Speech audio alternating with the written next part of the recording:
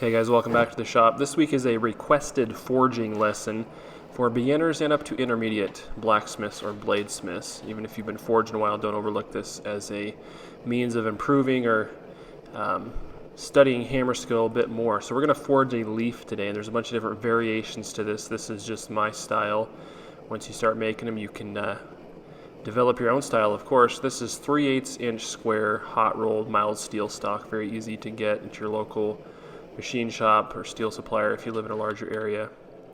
First thing I'm going to do is hold it on the edge of the anvil and tilting my hammer face about 45 degrees, start tapering the end of this piece of steel. And I'm going to turn, as you can see it slowed down here, I'm going to do a quarter turn back and forth, so I'm hammering on the same two surfaces through this entire process. This is the most effective way in most cases to draw a taper on a piece of steel, even if it's round.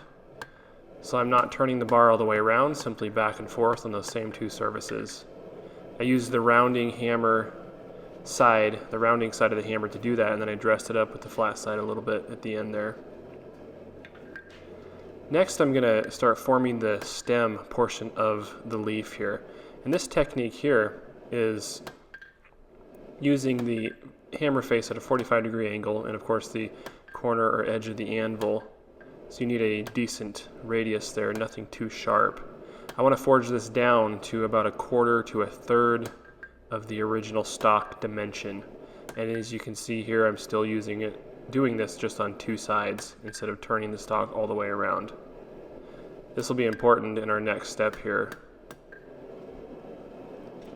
Now I'm going to smash out this triangular shape that we have to form the leaf. I'm going to set it up corner-wise with the highest portion sticking up towards me, if you can understand what I'm saying there.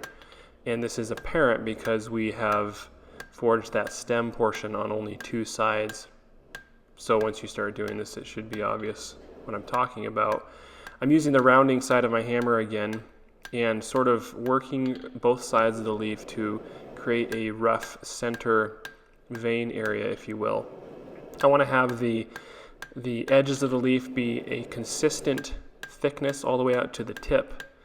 And like I said before, there's a lot of different styles that you can do with this. This particular leaf shape is something like perhaps a birch or an alder, something like that. It's a bit whimsical, I think, but it's not as fanciful as some leaf shapes I've seen, so it's fairly realistic. And there you have it. So you just need to work that steel out until you have the proper thickness around the edges. That's the main thing. Once you've done that, and if you've drawn a clean taper in the first part of this process, you'll have a pretty decent leaf shape. And of course, practice is what really brings this to life. So now I'm going to draw out the stem portion of the leaf. And what I'm doing here is essentially what I was doing when I started the stem process, but now if you watch closely, I'm using the side of the hammer, so that die of the hammer, and now I'm using the toe of the hammer specifically. Now if you'll watch closely here, I'm continuing the process, and I'm using that side die of the hammer directly in conjunction with the edge of the anvil, and this is the quickest, most aggressive way to draw out material by hand. Now obviously I'm not putting a lot of pressure behind it at this point because we're working with pretty thin stock, but that's the best way to draw out material when you need to do that. So I'm going to work the stem portion down into a sort of round shape, and you can do what you want to do here. Sometimes I like to leave a little more indentations in it and make it look more twig-like. In any case, you can draw that out as long as you want, depending on what you're making. We're making a bit of a napkin ring or napkin holder here, so I want a little more stock on here. This would work great for a keychain as well. In any event, I'm going to go ahead and draw the tip down to a little finer point. Now, at this size of stock, it's about 3/16 or less.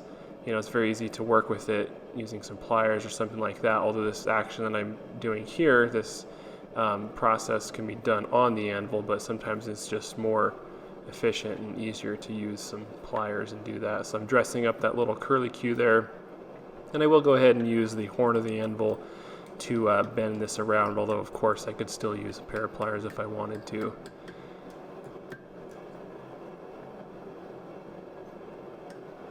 like I said a minute ago, there's so many different things you could do with this project throughout this, and at this point especially.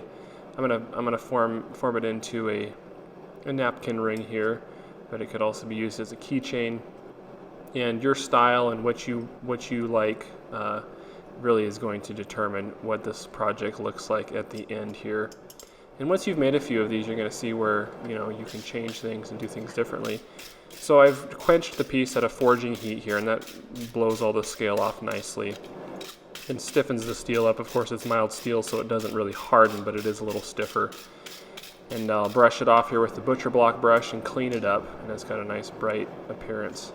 After this, I'll go ahead and heat it up in the forge just slightly to where it'll melt some beeswax, and we'll coat the entire piece in some beeswax to help preserve the steel and give it a nice luster or sheen to it. So this is a pretty basic project, but this is where you learn how to taper, how to draw out, how to control the face of your hammer, all these different things that are going to be very valuable in many projects to come. So I appreciate you guys watching as always, and we'll see you on the next video.